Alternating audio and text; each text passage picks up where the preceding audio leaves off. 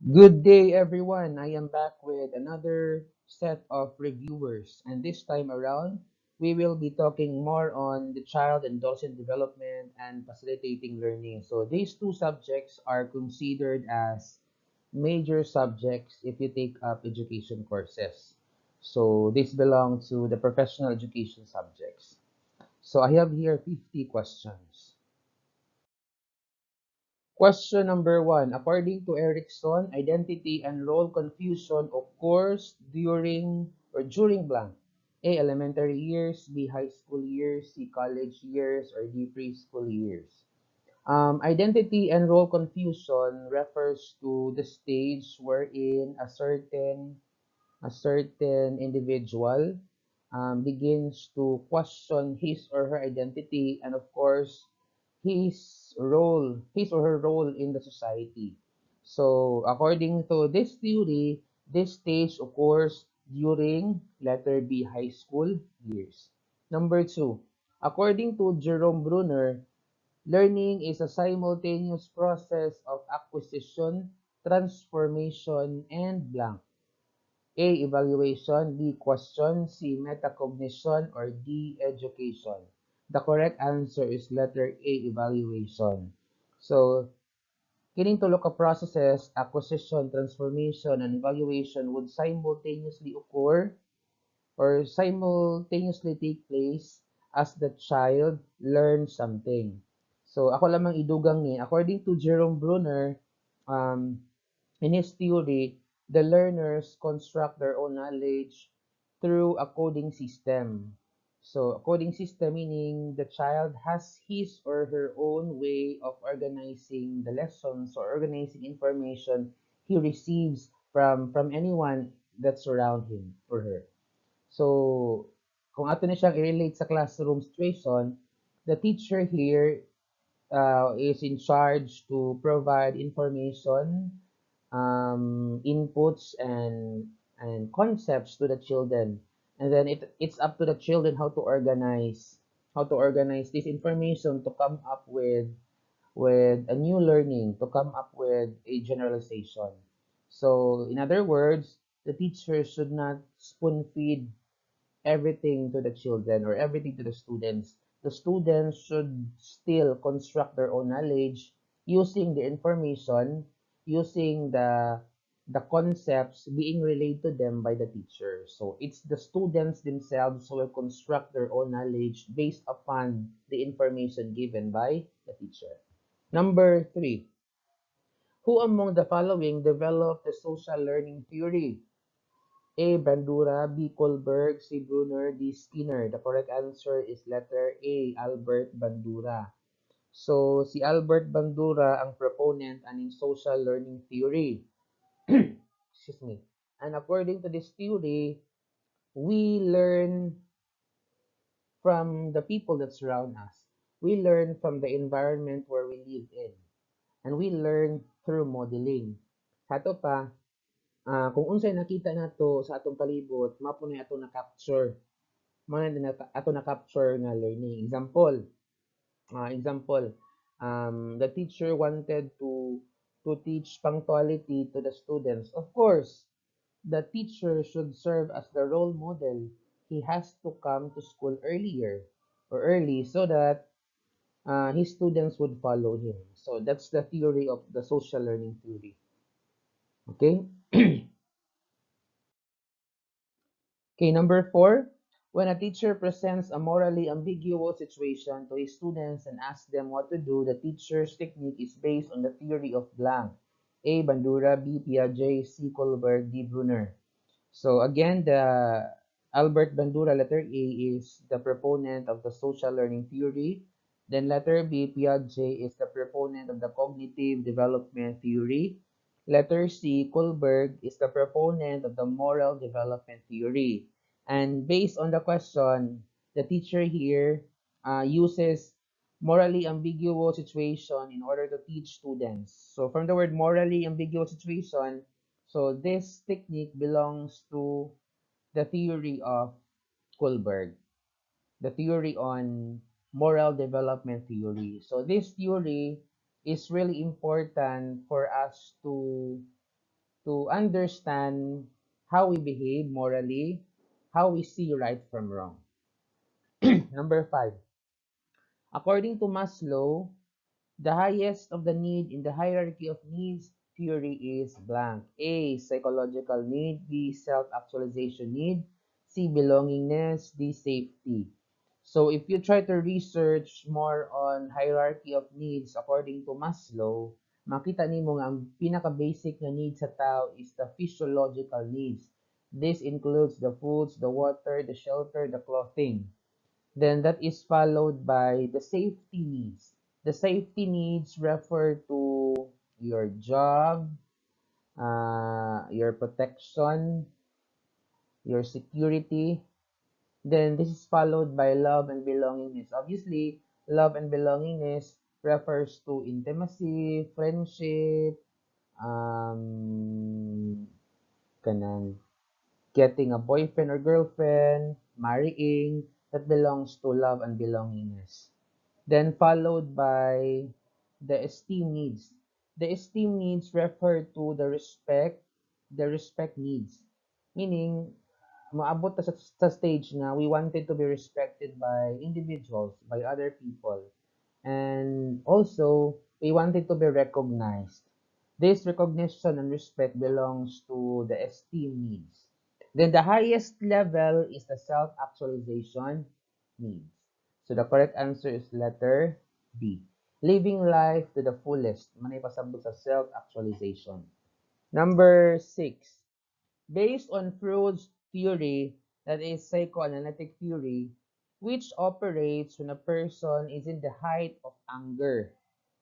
A. Ego. B. Superego. C. Id and ego. Or D. Id.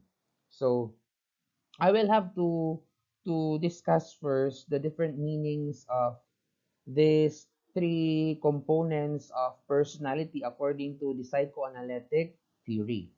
So, according to Freud's psychoanalytic theory, the id is the primitive and instinctual part of the mind that contains sexual and aggressive drives and hidden memories. The superego operates as a moral conscience, and the ego is the realistic part that mediates between the desires of the id and the superego. Sa ato pa, ang situation diri kay height of anger man. So, ang nag-operate ana is the id. Because the id is the unconscious part or component of our personality. So, nadiha ang atong mga impulses, sa control nag-operate ana kanang sexual aggression nato, cravings nato, mga aggressive drives nato, ang go-operate ana is si id. So id is the correct answer. So ang ego mo ay realistic part sa ato ang personality component. So siya may ga-control sa id ug sa superego. Superego helps us to see right from wrong. So, si superego mao'y musulti na to nga, oy, this particular action is wrong, this particular action is right. So, siya may control ana. Unya, we learn, ang atong superego, we learn that from the values we got from our family, from our parents or our great grandfathers or sa atong family line, we got the superego, the influence of our superego. So, number 7. Operant conditioning can be applied to classroom by A. Connecting facts and concepts. B. Fostering conducive learning environment. C. Using reinforcement. D. Using manipulative devices. So, operant conditioning na belong ni siya sa behaviorism. So, in the experiment conducted by B.F. Skinner, siya may proponent aning operant conditioning. So, ga-experiment siya nga na ay murag box to siya and then ay nandito ang usa ka rat. I guess that was rat. Na ito ilaga dito and then ang ilaga yang giso sa box. Inagpindot sa na siya gibutang adto nga murag button to siya nga kung mapindot sa ilaga nay mahog nga cheese. So, every time mapindot sa ilaga ang button, nay matagak nga cheese sa ibabaw. So, kaunon sa ilaga. So, tungod ato, nabantayan sa ilaga nga, kada pindot niya, na siya makuha nga cheese. So, mana magbalik-balik ang ilaga o pindot sa button every time gutomon siya para ma-rewarded siya makuha niyang cheese. And that particular scenario uses the principle of reinforcement. Kining reinforcement, meaning naghatag ka og something for a particular individual in order to for that individual to take an action or to move. So how do we apply this in our classroom setup? So ikaw naa kay bata nga gusto ka nga imong mga bata mo participate, gusto ka nga imong bata mo active sa klase. So every time na kay bata nga mo participate niya, correct in answer, do not forget to praise the child. Kay imo siyang daygon, balik-balik po na siya og perform better. Or sa inyong balay namoy anak, mingon mo nga sige kung ma-perfect ka sa imong test, ako katagahan og G's. Katong G's nga imong gihatag, that serves as the reinforcer. It motivates the child to do better. Maningkamot siya tungod kay na siya reward na makuha. That's the principle of the operant conditioning. So letter C is the correct answer. So it talks about rewards. Number 8. Women should not study since they will be marrying soon. If a father tells this to his daughter, can we consider his premise morally right? A. Depends on the family's social status.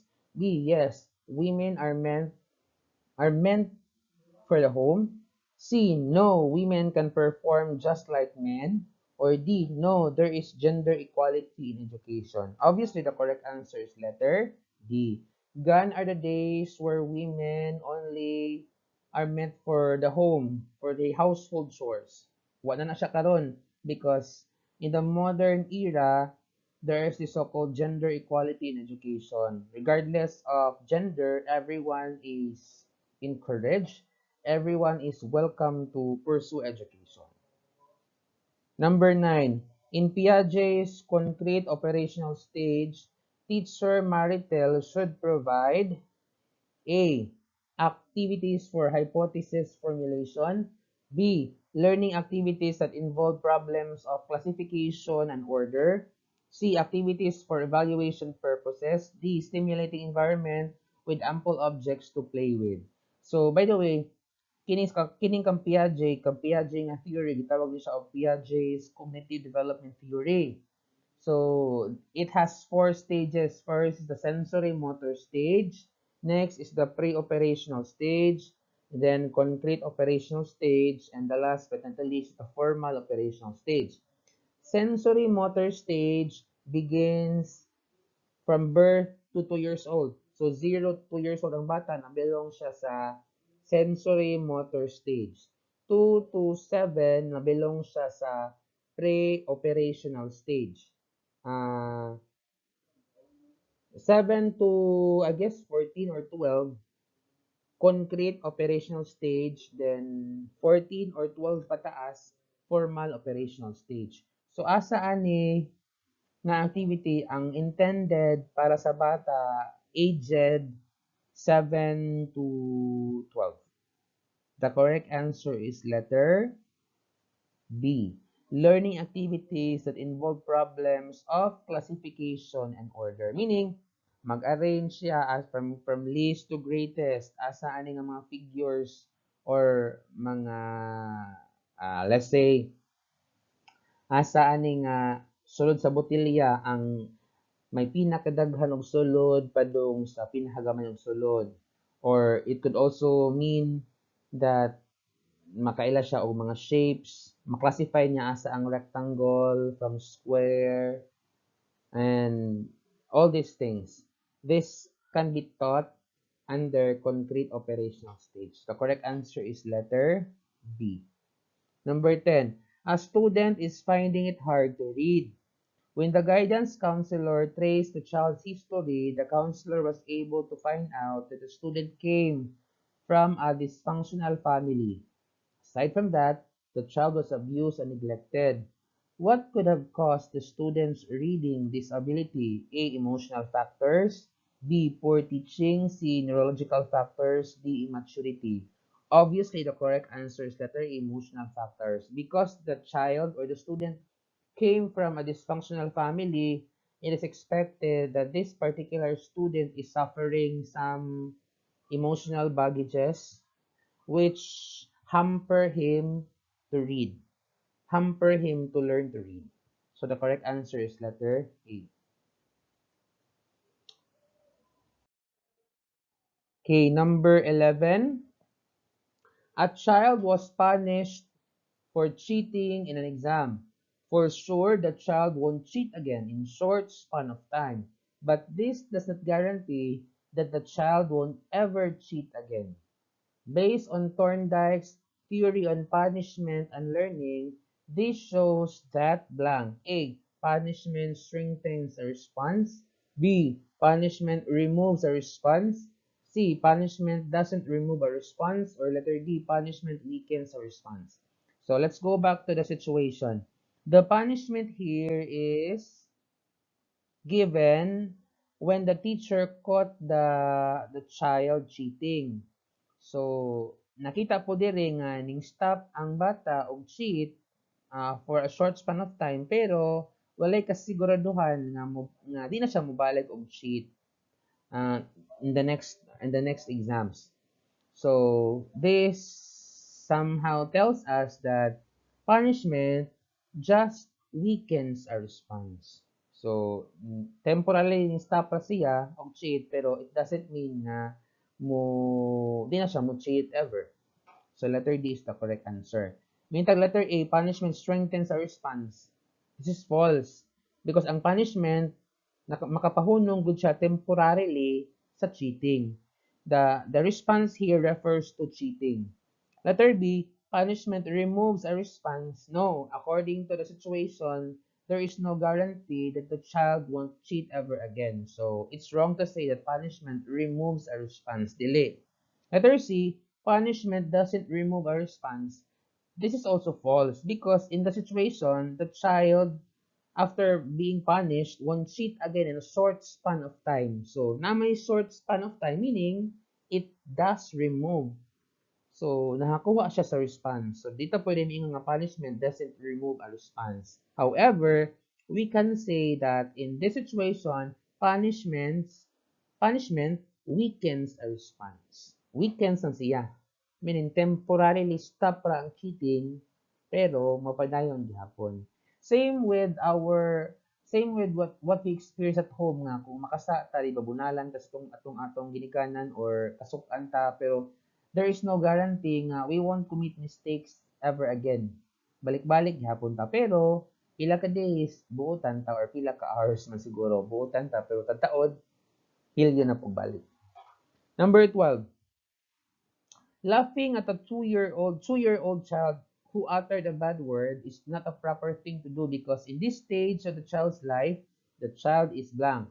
A. Considering the views of others. B. Distinguishing sex differences. C. Socializing. D. Distinguishing right from wrong. Okay.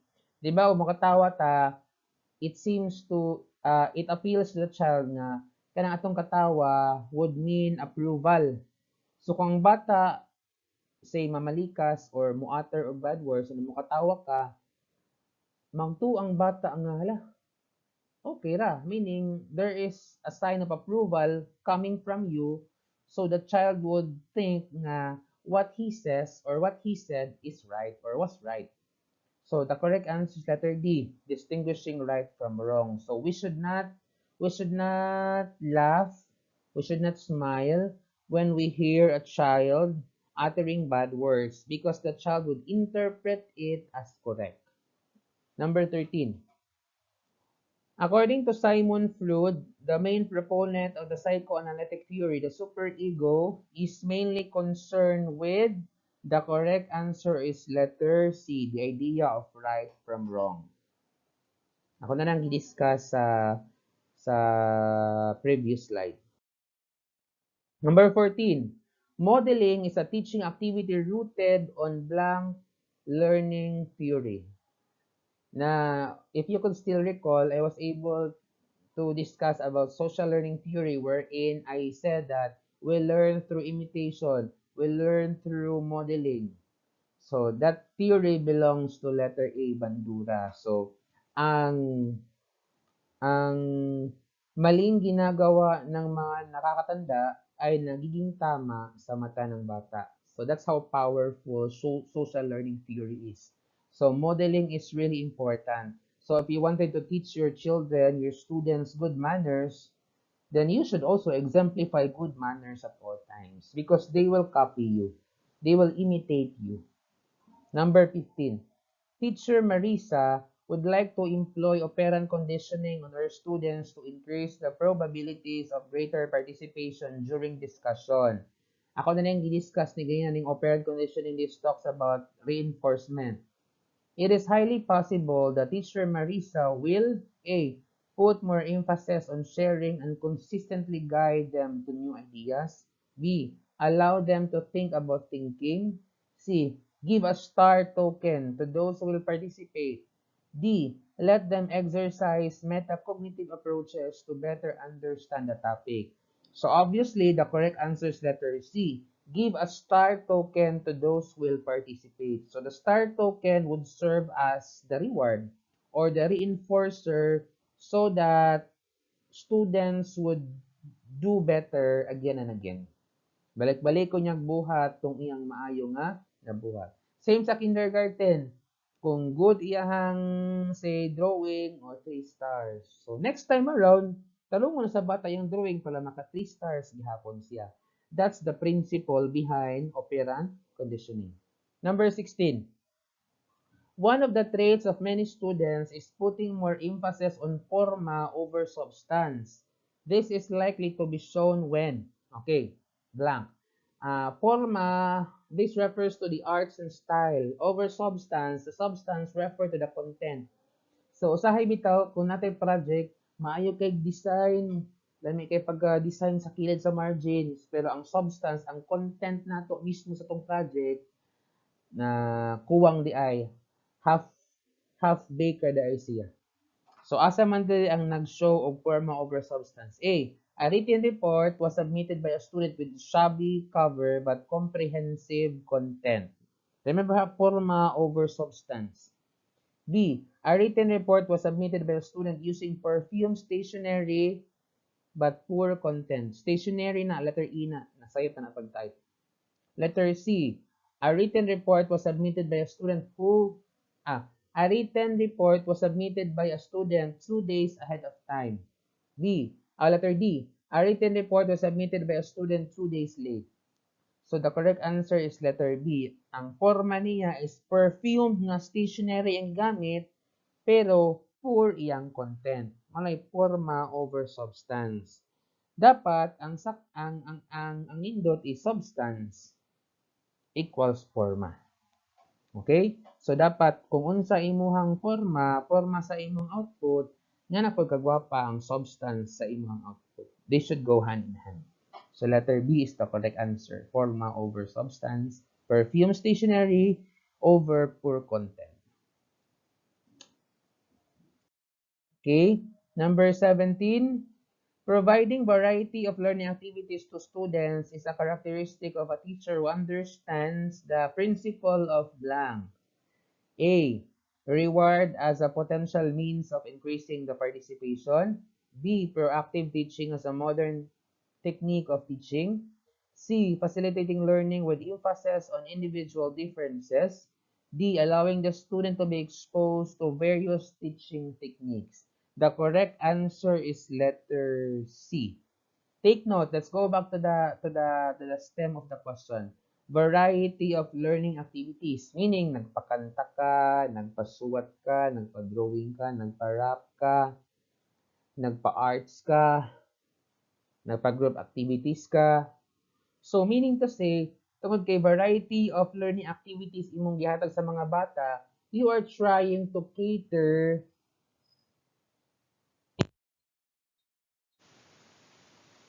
man good kay bisan og same grade level na sila, same age na sila, lalas lang interest. May mga bata nga ganahan og katakanta, may mga bata og ganahan suwat-suwat, may mga bata ganahan og rap, ganahan og sayaw. And then sa imong klase, imo nang gipabuhat tanan.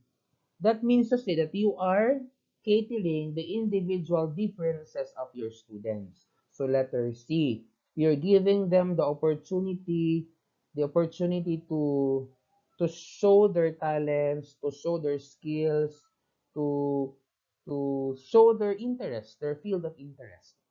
Okay. Number 18.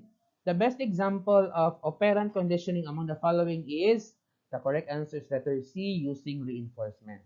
Number 19. A child receives a star stamp after correctly completing his task. The child always tries to complete all tasks correctly for him to have a stamp once again. What is being shown in the situation? The correct answer is letter C, operant conditioning. The reinforcer here is the stamp or is the star stamp. So that's the correct answer, letter C. Okay, number 20. A child submitted a poor written report but packaged with brightly colored paper cover. This showcases blank. Di ba? Poor iyahang written report pero gipack siya og brightly colored paper cover. So, unsa man na siya? That is letter D. Forma over substance. Number 21. He is considered as the first special student, a special education student. The correct answer is letter A, Victor of Aveyron. Actually, if you wanted to know about Tarzan of the Jungle, the Hunchback of Sparta, and the Court Jester, you can browse these choices in the internet. But the correct answer is letter A, Victor of Aveyron. Number 22. The father of modern psychology. The correct answer is letter C, Simon Freud. The proponent of the psychoanalytic theory. Katong id, ego, o superego. Number 23. He postulated that man's psyche is composed of animus and the anima. The correct answer is letter B, Carl Jung. Di na Carl Jung. So if you wanted to know more about Karen Horney, it's a matter of browsing the internet as well as William James and Cattell. 24. He pioneered in non-directive counseling. The correct answer is letter C, Carl Rogers.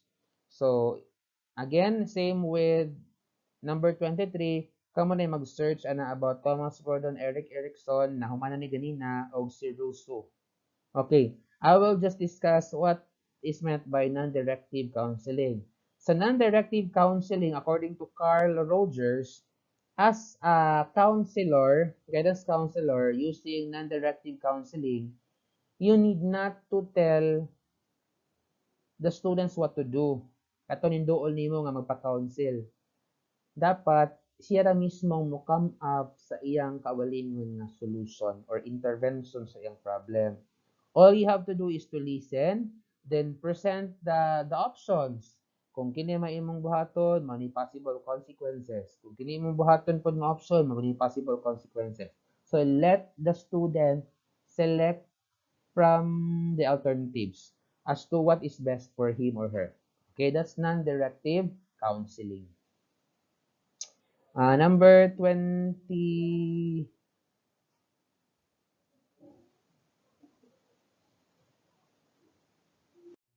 Question number 25. This educator proposed three modes of representation, including inactive, iconic, and symbolic. Okay, first letter A is Bandura, B color, C Kunin, D Bruner. The correct answer is Bruner or Jerome Bruner. So according to the theory of Jerome Bruner, there are three stages of representation of learning. First is inactive. When you say inactive, this denotes about action. So example is the muscle memory. So this stage happens sa 1-year-old and below pa ang bata. So example, imong taga ng bata o I don't know kung ang tawag sa inyo sa Bisaya kung kiling-kiling ba kanang gunitan niya nga motingog. So inaghatag nimo sa bata, inaguyog ni ana, makadungog siya nice nga tingog. So iyatong balik-balikon to nga action nga iyang gibuhat katong movement sa iyang kamot every time gusto siya makadungog og sound. So that's an example of inactive, meaning using actions. So muscle memory ang gigamit sa bata nga iyahang hinumduman nga kung akong iugon niya akong kamot, mutingog ni siya. That's inactive. Another is iconic. Iconic, between 1 to 6 years old ni siya. This happens to children aged 1 to 6 years old. So, sa iconic, this utilizes images. So, ang bata, mas maka-learn siya, mas makasabot siya because ang iyang information, ang iyang knowledge is stored through using pictures. So sa ato pa, kung teacher ka handling these children nga nag-age between 1 to 6, you should use pictures and images para mas motuhop sa bata ang learning. That's iconic stage. Another is symbolic stage. 7 years old na. So, from the word symbol, so gagamit na siya language of words. Okay? So, these are the three modes of representation. Number 26. This premier behaviorist once said, "Give me a dozen healthy infants, well-informed, and my own specified world to bring them up in, and I'll guarantee at random and train him to become any of specialists I might select: doctor, merchant chief, and yes, even beggarman and thief, regardless of his talents, penchants, tendencies, abilities, vocations, and race of his ancestors." So, kini siya nga statement. This only implies that all of us are trainable. So regardless of our abilities, regardless of our tendencies, our vocations, even our race of ancestors. So every one of us can be trainable. So maragin siya implication ani nga statement nga kitang tanan can become whatever we want for as long as we are trained to become like that specialist. Kung doctor ba, lawyer ba, or artist. So the one who said this is Watson. Letter B is the correct answer. 27. His best contribution to the world of education is the three laws: the law of effect, the law of readiness, and law of exercise. The correct answer is letter C, Thorndike, or Edward Lee Thorndike. So, okay, let's start discussing about law of readiness. Law of readiness states that a teacher cannot educate a child unless that child is ready to learn. So that's the principle of readiness. We have to we have to make our students ready first before we teach. So how can we apply this law in our classroom setup? So before you begin your lesson, you see to it that you catch. You see to it that everything is. Everyone in the classroom is well settled, and then you have given the motivation, meaning to say you have aroused their interest, you have got their attention first. So that's the application of the law of readiness. Once the teacher fails to make the students ready for the day's topic, uh, ma-fail na pod ang teaching and learning process na most likely. Okay? The law of exercise. Now, the law of exercise, this highlights the importance of practice for learning. So, one best example of this is during mathematics lessons, di ba? The teacher used to have drills. So, if ever kanang naakay say formula nga i-teach sa mga bata, and then isla hakuha sa pirmero, so sige mo sila practice, practice, practice until such time that they can master the skill or the competency. That's the law of exercise. The teacher should always give drills, board works, mga hands-on activities so that students have opportunity to rehearse. Now, the last but not the least, the law of effect. The law of effect states that the behavior of the child will be continued if he or she is satisfied with the effect or with the result of his behavior. Example, let's make it simple. Uh, ang bata imo siyang gi question say gipa-oral nimo siya and then nakatubag siya unya imong gi-praise tagaan imong reward so sa to pang bata ganahan pa siya magbalik-balik o participate because of the effect there is the praises the consequence you gave to the child after he gave to you the correct answer of your question. That's the law of effect. So once the student is satisfied with what he or she is doing, satisfied siya with what he gets after doing such thing, then he will keep on doing that particular thing. That's the law of effect. Okay? Okay, number 28. The teacher's widely accepted viewing of giving rewards to students is the legacy of. Okay, rewards, reinforcement, katong operant conditioning. So the proponent of this is Skinner. The correct answer is letter D.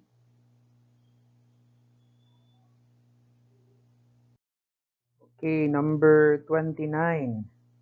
He believes that learning is based on adhesive principle. So, adhesive principle simply refers to classical conditioning theory. Na learning ko no is based on adhesive principle. Adhesive, from the word adhesive, meaning murag siya dikit pilit. So, one best example of this is the conduct of experiment katong sa dogs experiment, sa dog salivation experiment. So, ang proponent ani kay si letter B, Ivan Pavlov. So si Pavlov na experiment siya uh, nasa iro, of course, usually or normally ang iro makitag pagkaon, maglaway gid na diretso kay kaon na gud na. So iyang gi-eksperimentuhan nga before niya tagaan o pagkaon diretso ang iro, magring sa siya bell. Nagring sa bell, ring hatag siya pagkaon. After na pud ana sa next na pud nga meal nagring na pud sa bell hatag na pud siya pagkaon. Next day na pud nagring na pud sa bell human hatag na pud siya pagkaon. So ito pa ang iro ato na condition siya nga basta mo ring ang bell na gini pagkaon nga musunod. Naka-learn ang iro nga basta na ay bell mo ring pagkaon na gini. Mauna nga, every time maring pa ang bell, isa mapay pagkaon, naglaway na ang iro. Tungod kay na-associate sa iro nga ang bell or after sa bell, nagi pagkaon. So, that's the experiment of the classical conditioning. Karon, sigring si Ivan Pavlov. Pero wa may taga yung pagkaon. Next na po, ring na po siya, wala pa pagkaon. Na-stop po siya. Ato pa, pag ring sa bell, wala po naglaway ang iro kay naundang man ang naputol man itong paghatag og pagkaon. So that's adhesive principle. Kita ang atong i-apply sa ato ang real life situation kuanta kanang ang atong hunahuna pwedeng i-condition based sa atong previous na experience. Kabantay mo, na ubang mga tao, I don't know kung kamo nakasway na ba mo, makakita pa lang sila og van, magsuka na sila. Tungod kay naa sila'y past experience na sakay sila og van, na magsuka-suka sila. Mo nang just by looking at the van or bus, magsuka na sila. And that is one example of adhesive principle of learning. Nga atong learning based sa atong na-associate sa atong past experience. Okay? So, atong i-apply ko sa classroom. For example, kung ang bata, ang iyang teacher, sig sa puton kada buntag, sa puton sig pangasaba kada buntag, kanang bata, kuyawan na siya, every morning nga naman kay sa puto na pud iyang teacher. So sa may ihang posible nga buhatan is either mo absent siya, mo cut class siya, nya hapon na siya mo eskwela. Okay? So that is the application of adhesive principle. So sa ato pa, ato i-condition ato mga bata sa in a better way na magamit po din nato to better learn about the lesson. Okay? Number 30. One of main components of Gestalt psychology, Gestalt, and who believes that the whole is more than the sum of all its parts. He is no other than letter C, si Wertheimer. Si Wertheimer siya may proponent sa Gestalt psychology. The whole is more than the sum of all its parts. Number 31. The child learns from what he sees in the environment is the main thesis of this famous educational psychologist. Kini siya nga theory kay social learning theory ni katong we learn from what we see in an environment katong through modeling gani nga katong makita nato atong sundugon katong ang maling ginagawa ng matatanda ay nagiging tama sa mata ng bata because nakita sa bata nga may gibuhat sa mga iyang parents so iya pong sundugon. So if ever ang parents is kanang used to gamble, so magamble po na more likely ang bata. That's learning from what we see in the environment. Social learning theory, letter C is the correct answer. Number 32. According to these theories, our behavior at a particular time is a product of the interaction of two force factors, internal and external factors. The correct answer is letter C, John Locke. So, external forces or factors, kana na sa imong palibot, internal within yourself. So, kung mag-interact ng imong kagalingon o ang nakapalibot nimo, that's the time that there is a new behavior to be demonstrated. Example, uh, kalma raw ta ka internally, maayo imong disposition, imong mood, pero pagsod nimo, paglakaw nimo, baho kayo ang lugar. So syempre mausab imong behavior. So our behavior is actually the product of the interaction between these two factors. Another is kuan ka, si tawag ana, tong balihon ha, bad mood ka, bad mood. Pero kita ka ganing pagkaon, gipakaon ka, nabusog ka. Nausab imong behavior. Okay? Number 33. According to this developmental psychologist, children's thinking skills move from simplicity to complexity. The correct answer is letter C, Piaget, or si John Piaget. John Piaget is the proponent of the cognitive development theory. And he believes that children's thinking skills move from simple to complex. So simple ang pangunahuna sa bata, sa gamay pa siya, and then as he grows older, nag-aanang pagka-complex ang iyahang thinking skills. And I think this is believable, di ba? So ang bata, simple na siya, makaduwa siya, okay na. Pero as the child grows older, malahi na po ihang mga panlantaw sa kinabuhi. Number 34, the inventor of the first usable intelligence test or the IQ test. The correct answer is letter D, Alfred Binet or Binet, however you read that. Number 35, this particular theorist believes that the mind is blank at birth. Meaning, sa pag-anak pa lang daw nato as an empty sheet daw ito ang una-una. Walay bising usa ka imprint o usa ka knowledge na imprint as in empty sheet like blank slate at birth daw ta. So the proponent of that is letter C, John Locke. Okay, number 36. He is generally considered as the father of modern education. The correct answer is letter B, Comenius. 37. Kindergarten movement is the legacy of this man who is considered as the father of kindergarten. The correct answer is letter B, Froebel. Ang meaning sa kindergarten jud kay garden for children. Manang kindergarten. Okay. Nga ang classroom sa kindergarten should be like a garden for children wherein they can play, they can manipulate manipulative objects, they can socialize with their classmates, with their peers, and then they can freely express themselves, tell about speak out their minds, kumanusay, para sa kindergarten. It's for socialization process.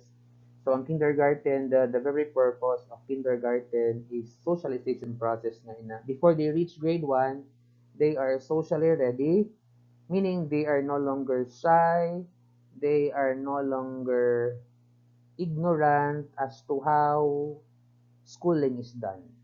Okay? Mo nang kanang dili formal nang sa kindergarten. Ang formal education mo start siya sa grade 1. Nga tudloan na sila pagbasa, and then they have these specific subjects to be learned or to be discussed with the teacher each day. Sa kindergarten, wala. Number 30, although nagog gyapon mag-teach og mga numbers of like literacy, pero wag gid siya specify nga English, Filipino, math. Okay? Number 38. He once said, education is not a preparation for life, it is life itself. So the correct answer is letter B, John Dewey. Or si John Dewey maoy nag nag nag-propose, nagstoryaan ning statement na education is not a preparation for life, it is life itself. Meaning, education is endless, an endless process. So mag-start siya from birth to death.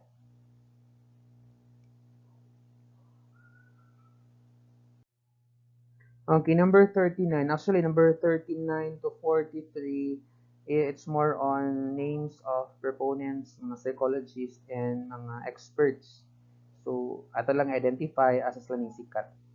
39, he proposed that every child is born with a unique potential, his individuality, but that this potential remained unfulfilled unless or until it was analyzed and transformed by education.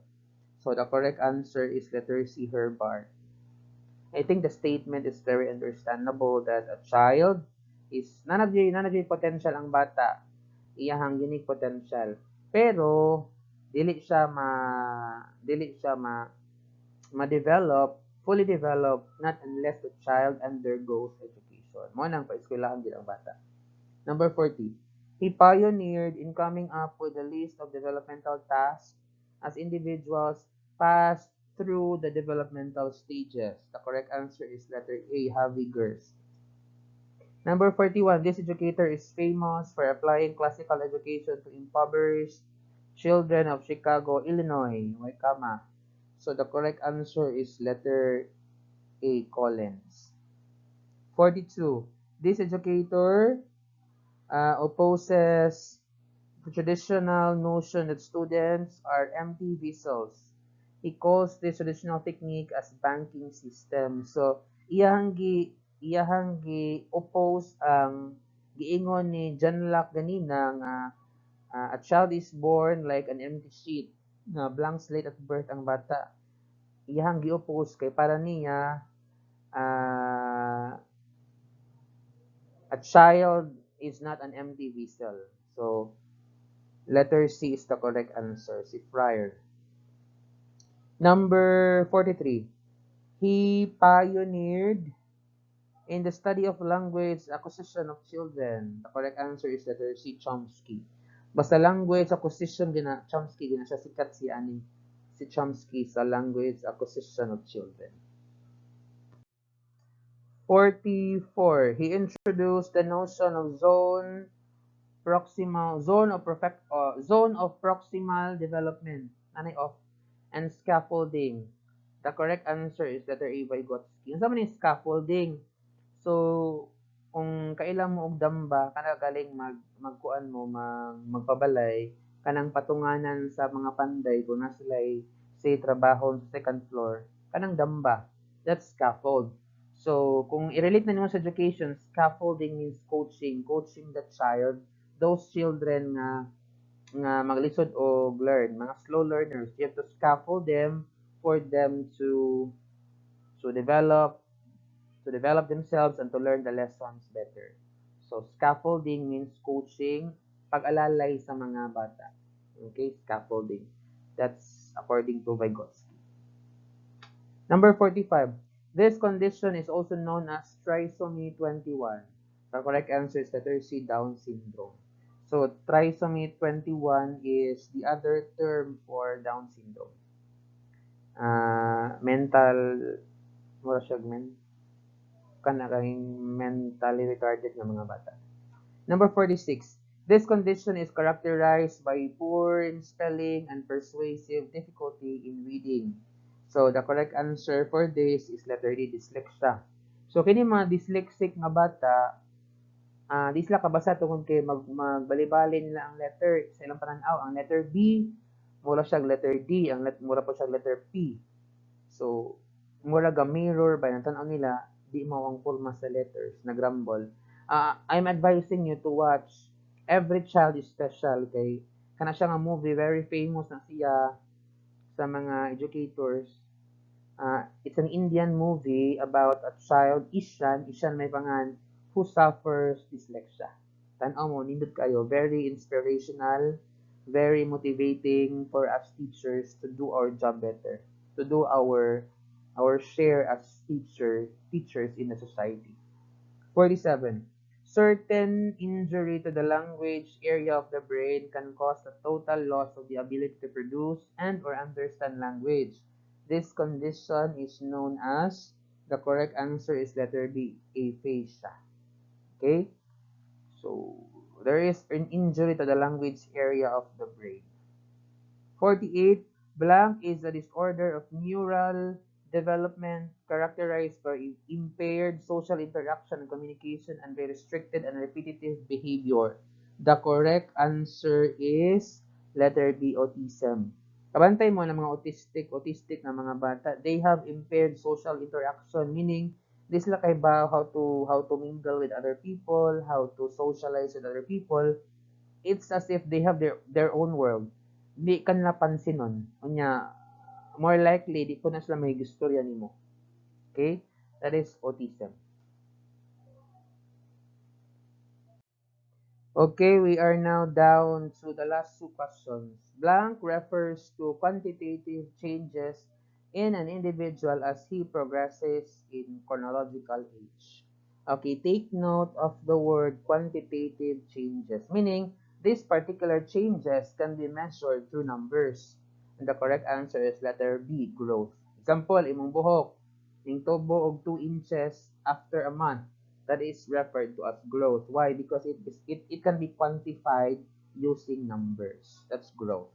Development cannot be quantified using numbers. Okay? 50. Blank refers to progressive series of changes of an orderly, coherent type leading to the individual's maturation. So this is called development. It's qualitative in nature. Okay, so I hope that you learn a lot from this video. And then pasensya na mo nga medyo pagaw ko, medyo stutter ko because kanang lain ang hararat ako ang tutunan. So if ever you have questions and clarifications, please leave a message sa atong group chat laman. Okay? So thank you for listening and I look forward to